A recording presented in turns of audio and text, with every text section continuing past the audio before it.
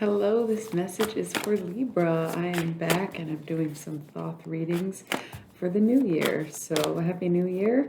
We're going to get month by month read. Okay, so it's looking like some heartbreak this January, Libra. We're starting off with one simple card, and that's the Three of Swords, which is sorrow. So, maybe not starting the year off super strong, but let's see what's ahead in February. We've got the Two of Wands, which is Dominion, the Ace of Cups, and the Star, which is Aquarius, and a surprise. So there might be a need to change your perspective on your living situation. Maybe you are expecting to move and you won't be able to, or you have a roommate that you wanted to get rid of, whatever the case may be. It's time to change your perspective and let things come as a surprise to you instead of trying to control them. March, simple again, we have the Prince of Discs. You're going to want to make an investment, so maybe by March you'll feel more ready to make this move or whatever it is. But let's check in with April. We've got the Four of Cups luxury with the Seven of Cups debauch. So I could see some kind of behavior that seems within your bounds becoming a bit too excessive. I'm getting, because it's with the Four of Cups, I'm getting more excessive nature than a debauch nature of like crossing someone. But sometimes it's the cheater's card. However, I'm sensing this is a little bit of overindulgence in March. We have the Queen of Cups here, which could signify a mother, whether it's you, the mother of your child, or your own mother. And the Nine of Cups, happiness. So there will be some happiness surrounding this maternal figure, whether it's you or another person. And Six of Wands, victory, so overcoming a situation. So maybe you have been staying with this mother figure and it hasn't been going well for you, but by March I see that turning around and you actually really quite enjoying the situation. I actually think that was April. Because March, whatever, we'll just do April again. I don't know.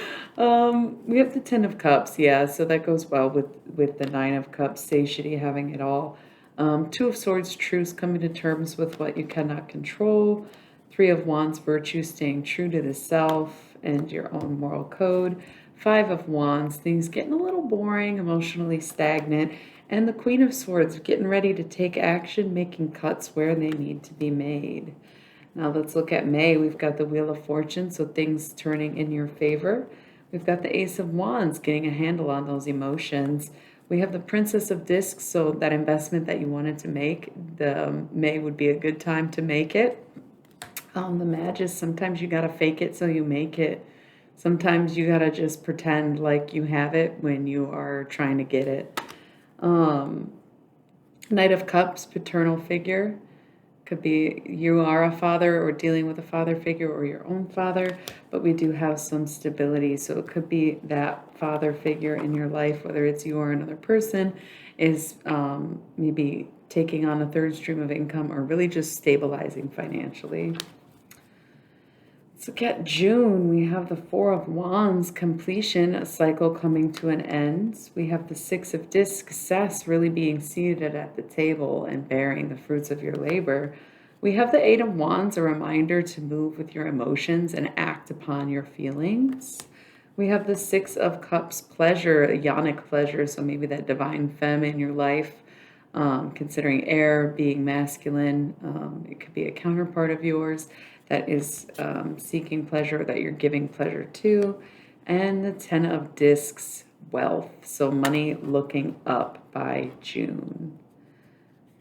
July, we've got judgment, so just be wary. It could be judgment coming from other people, or it could be the self-analysis of being too judgmental. August, we've got the Chariot, which is Cancer, so things could be going smoothly, and yet we also have the Ten of Wands, where you might get a bit stressed out, kind of maximum capacity mentally.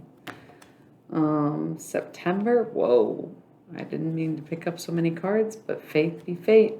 We have the Nine of Discs, which is gain, so I see your prosperity continuing into September. We have the Three of Cups, abundance, so letting things come naturally and flow to you freely. We do have the Devil, which is Capricorn. It could be a warning on controlling your vices, a bit of an indication that there is some kind of lack of self-control or even possessive-like qualities taking over a situation. We have the Hierophant, so double up on the earth energy. This is the Taurus card. It's also all about adhering to tradition and possibly even indication of spiritual growth. Queen of Discs, that's 3 earth in a row. So you might be dealing with an earth sign this September, or something that happened during those seasons from Capricorn season, which we are in now, to Taurus season coming to affect you come September. But your finances staying stable. We do have the Princess of Swords, so be wary about this earth energy. You don't want to cause any fights with them. But it will all work out even if you do. We have the Six of Swords here. So using that witty tongue for good. We have the Sun, big Leo energy, but really brighter days being ahead. Your brighter days will come by September of this year. We have Two of Swords, peace, making peace with what is, making peace without what isn't, you know. We do have a Tower moment, so this is a lot of, it's going to be a big month. September is going to be a very big month for you, a very big month for you. We have the Prince of Swords, again, hand in hand with the Princess of Swords. When you are challenged in this way of the Tower, you may not appreciate fully what it is doing for you in the moment, but when you move away from it, you will.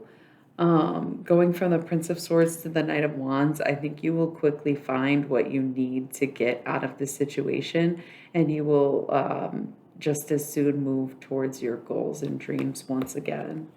Seven of Swords is valor, so there might be something that calls you to be courageous and has you face your own fears. October, we have the Prince of Wands, so we're seeing a little bit of regression in our emotional maturity at this time, a little bit of a fuckboy energy. We have the Ten of Swords, which is really things falling apart around you rather than falling apart within you. Kind of goes hand in hand with this Tower moment that you had September. It seems like things may not be completely worked out by October, but it's okay because there's nothing more that you can do. You've done everything you can for the situation.